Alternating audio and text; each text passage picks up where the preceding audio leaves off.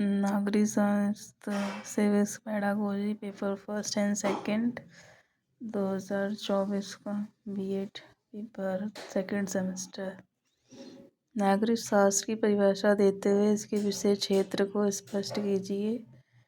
Answer: नागरिक शास्त्र वह विज्ञान है जो संभव सर्वोत्तम जीवन की दशाओं का अध्ययन करता है।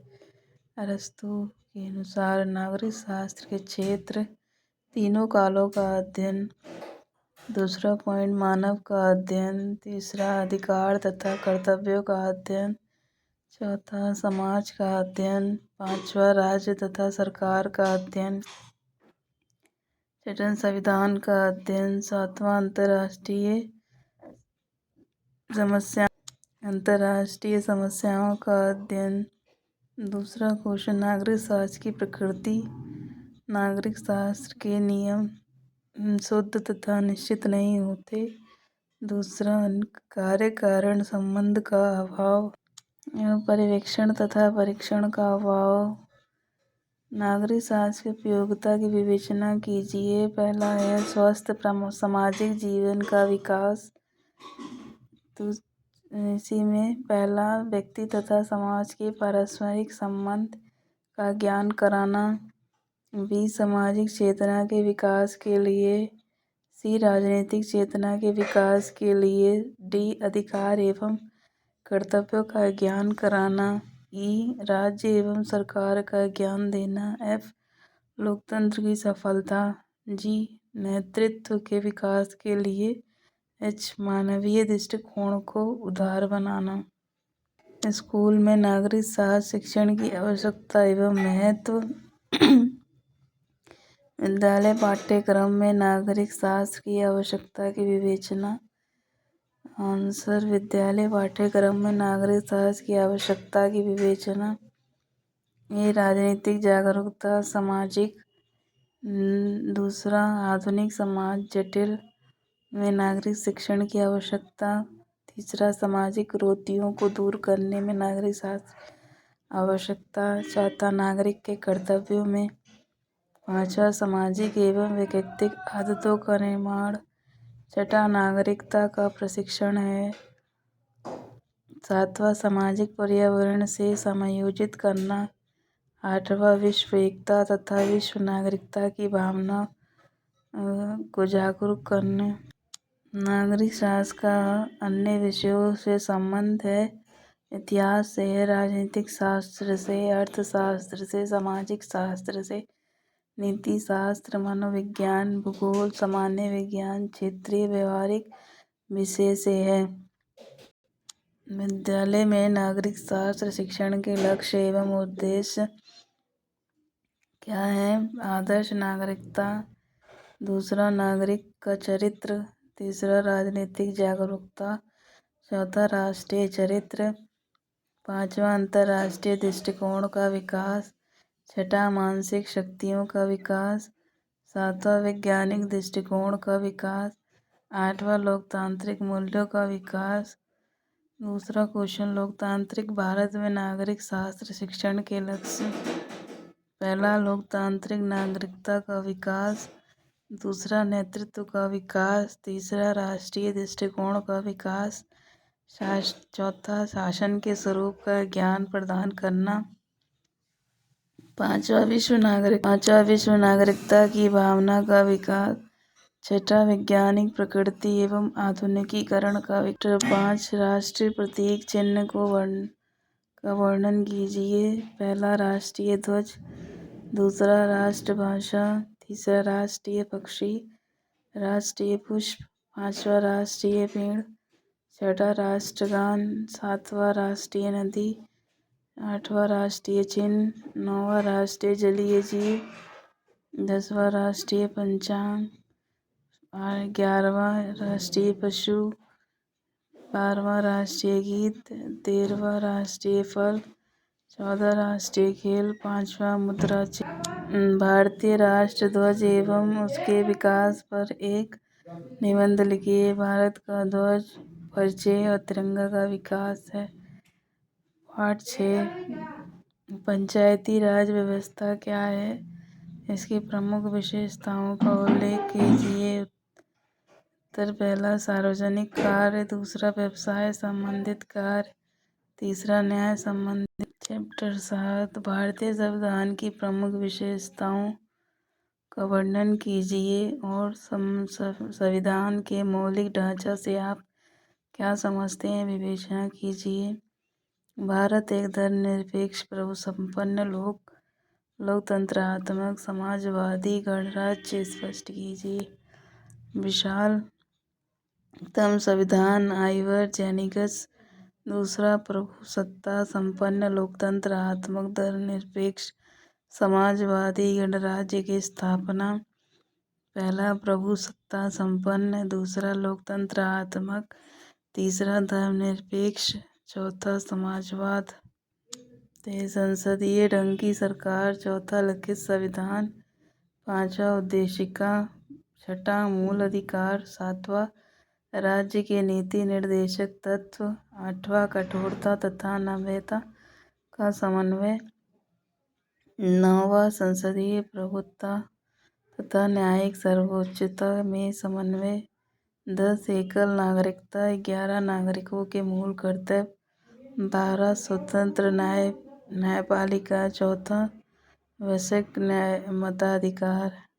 मौलिक अधिकार से क्या अभिप्राय है। मौलिक अधिकार का आलोचना परीक्षण है। पहला समानता का अधिकार। समानता का अधिकार अनुच्छेद 14 से 18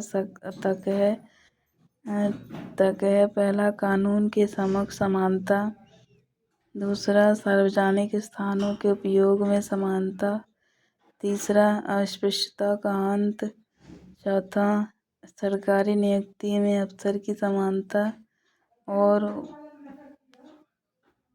पांचवा उपाधियों का अंत। कानून के समक्ष समानता अनुच्छेद 14 में आता है।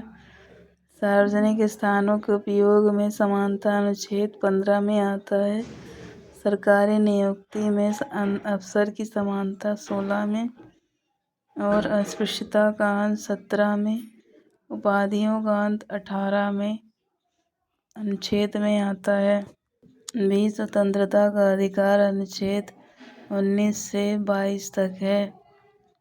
पहला भाषण तथा अभिव्यक्ति की स्वतंत्रता, दूसरा सभा करने की स्वतंत्रता 19 1 से ख तक, तीसरा संदेह अथवा संस्था निर्माण, चौथा भ्रमण की स्वतंत्रता अनुच्छेद 19 1 से ख, पांचवा आवास की स्वतंत्रता अनुच्छेद 19 1 से ढ़ तक, छठा व्यावसायिक स्वतंत्रता अनुच्छेद 19 से 1 से 6 तक, व्यक्तिगत स्वतंत्रता की सुरक्षा 20 से 22 अनुच्छेद तक है।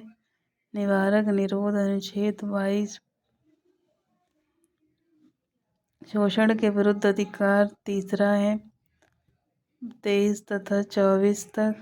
पहला मानव के क्रय विक्रय पर रोक, दूसरा बेकार एवं बाल पूर्वक श्रम का अंत, तीसरा अवयस्कों का श्रम निषेध प्रतिबंध, चौथा धार्मिक स्वतंत्रता का अधिकार 25 से 28। पहला किसी भी धर्म को स्वीकार करने, आचरण करने और प्रचार करने की स्वतंत्रता, दूसरा धार्मिक संस्थाओं के प्रबंध की स्वतंत्रता, तीसरा धार्मिक व्यय कर मुक्त, चौथा राजकीय संस्थाओं में आर्थिक धार्मिक शिक्षा निषेध प्रतिबंध, पांचवा सांस्कृतिक तथा शिक्षा संबंधित अधिकार 29 तक। पहला भाषा, लिपि एवं संस्कृति की सुरक्षा का अधिकार, दूसरा शिक्षण संस्थाओं में प्रवेश का अधिकार, तीसरा शिक्षण संस्थाओं की स्थापना का अधिकार, चौथा राज्य की सहायता, छठा संवैधानिक उपचारों का अधिकार अनुच्छेद 32। पहला बंदी प्रत्यक्षीकरण, दूसरा परमादेश, तीसरा प्रतिषेध, चौथा उत्प्रेक्षण, पांचवा अधिकार परीक्षा, मौलिक अधिकार, समानता, स्वतंत्रता, शोषण के विरुद्ध, धार्मिक स्वतंत्रता, सांस्कृतिक तथा शिक्षा संबंधित। छठा, संवैधानिक उपचारों का अधिकार। राज्य के नीति निर्देशक तत्व हैं अर्थ स्वरूप तथा प्रमुख तत्वों में पहला है आर्थिक सुरक्षा संबंधित निर्देशक तत्व, दूसरा सामाजिक हित संबंधित निर्देशक तत्व, तीसरा न्याय, शिक्षा और प्रजातंत्र संबंधित निर्देशक, चौथा प्राचीन स्मारकों की रक्षा संबंधित निर्देशक तत्व, पांचवा अंतर्राष्ट्रीय शांति सुरक्षा संबंधित। पाठ 8 संसद। भारतीय लोकसभा के गठन की विवेचना कीजिए में पहला सदस्य संख्या, दूसरा लोकसभा सदस्यों का निर्वाचन, तीसरा मतदाताओं की योग्यताएं, चौथा सदस्यों की योग्यताएं, पांचवा संविधान की अनुच्छेद, छठा कार्यकाल, सातवां वेतन भत्ते तथा पेंशन, आठवां पदाधिकारी, नौवां अधिवेशन। प्रश्न 2 लोकसभा की शक्ति एवं कार्यों का उल्लेख। पहला विधायी शक्ति, दूसरा विधायी शक्ति, दूसरा विधीय शक्ति, तीसरा कार्यपालिका पर नियंत्रण की शक्ति, संविधान संशोधन संबंधित शक्ति, निर्वाचक मंडल के रूप में कार्य, छठा जनता की शिकायतों का निवारण, सातवां विविध कार्य। तीसरा प्रश्न राज्य की विधायी अन्य शक्तियां, कार्य, संगठन एवं महत्व। पहला राज्यसभा का संगठन या रचना, दूसरा सदस्यों की योग्यता, तीसरा निर्वाचन, चौथा कार्यकाल, पांचवा पदाधिकारी। राज्यसभा की शक्तियां एवं कार्य हैं पहला कार्यपालिका संबंधित शक्तियां, दूसरा संविधान में संशोधन संबंधित शक्ति, तीसरा विधायी शक्तियां, चौथा विधीय शक्तियां। राष्ट्रपति की शक्तियां पहला कार्यपालिका शक्ति, दूसरा विधायिका शक्ति, तीसरा सैनिक शक्ति, चौथा न्यायिक शक्ति, पांचवा कूटनीतिक शक्ति, छठा आपातकालीन शक्तियां। भारतीय प्रधानमंत्री देश का सर्वोच्च नेता एवं शासक। पहले स्वयं जनता द्वारा प्रधानमंत्री का चयन होता है, दूसरा आम सहमति के आधार पर प्रधानमंत्री का चयन, तीसरा लोकसभा के बहुमत दल या बहुमत वाले गठबंधन में नेता पद के लिए चुनाव संघर्ष और प्रधानमंत्री का चयन, चौथा लोकसभा में दलीय स्थिति स्पष्ट न होने या आकस्मिक रूप से ही प्रधानमंत्री का पद रिक्त हो जाने पर राष्ट्रपति द्वारा स्वविवेक के आधार पर प्रधानमंत्री का चयन। प्रधानमंत्री के कार्य पहला संवैधानिक कार्य, दूसरा मंत्रिपरिषद का निर्माण, तीसरा मंत्रिपरिषद का सभापति, तो चौथा मंत्रियों को एकता के सूत्र में बांधना, पांचवा शासन की नीति का निर्माण करना, छठा नियुक्तियों के संबंध में राष्ट्रपति को परामर्श देना, सातवां लोकसभा का नेतृत्व करना, आठवां दल के नेता के रूप में कार्य, नौवां अंतर्राष्ट्रीय क्षेत्र में राष्ट्र का प्रतिनिधित्व, 10 प्रदेश का सर्वोच्च नेता। पाठ 9 राष्ट्रीय एकता एवं अंतर्राष्ट्रीय सद्भावना। अंतर्राष्ट्रीय सद्भावना क्या है? वर्तमान परिप्रेक्ष्य में सद्भावना की आवश्यकता का वर्णन कीजिए। पहले स्वतंत्र अस्तित्व के लिए राष्ट्रों की रक्षा, दूसरा मानव मूल्य व जाति एक है, तीसरा राष्ट्रों के पिछड़ेपन के विकास के लिए, चौथा मानव कल्याण, पांचवा विज्ञान व तकनीकी की प्रगति, छठा भौतिक आवश्यकताओं की पूर्ति के लिए, सातवां अंतर्राष्ट्रीय व्यापार के लिए।